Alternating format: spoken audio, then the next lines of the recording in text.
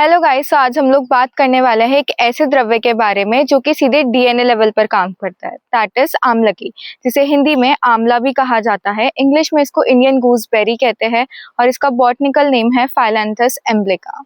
अब आम्लकी को काफी सारे सिनोनिम्स भी दिए गए हैं। इसको वृत्तफल भी कहा जाता है क्योंकि जो इसका फल होता है वो ग्लोबोस यानी कि गोल आकार का होता है। इसको तिष्य फल भी कहा गया है क्योंकि जो इसकी फ्रूटिंग होती है वो नवंबर दिसंबर के टाइम पे होती है। इसको अमला भी कहा गया है क्योंकि हमारी बॉडी को प्योरीफाई करता है, इसलिए इसको अमला भी कहा गया है। इसको शिवम भी कहा गया है क्योंकि हमारी बॉडी को रेजुवेनेट करता है, इसलिए इसको शिवम भी कहा गया है। इसको अमृता भी कहा गया है इसी वजह से क्योंकि हमारी बॉडी को रेजुवेनेट करता है। इसको वयस्य भी कहा गया है क्योंकि ये वयस स्थापन करता है यानी कि एजिंग को डिले करने का काम भी करता है।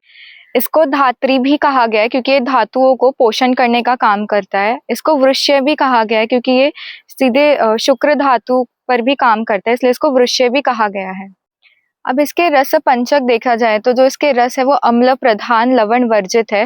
जैसा कि आयुर्वेदा में बोला भी गया है कि हमें षड रसात्मक आहार का सेवन करना चाहिए, तो 5 रस तो इस अकेले आम्लकी में ही मिल जाते हैं। जो इसका विपाक होता है वो मधुर विपाक होता है। वीर्य ये शीत वीर्य का होता है। गुण में इसका गुण जो होता है वो लघु रूक्ष सर गुण होता है। इसका कर्म देखा जाए तो इसका अग्रय कर्म बताया गया है कि अम्ल का नाम वयस स्थापना नाम। इसकी दोषज्ञता देखी जाए तो ये त्रिदोष हरा होता है यानी कि तीनों ही दोषों को बैलेंस करने का ये काम करता है। इसकी रोगज्ञता देखी जाए तो इसको हम लोग ये प्रमेहग्न भी होता है, कुष्ठग्न भी होता है, ज्वरग्न भी होता है, केश्य भी होता है, चक्षुषय भी होता है।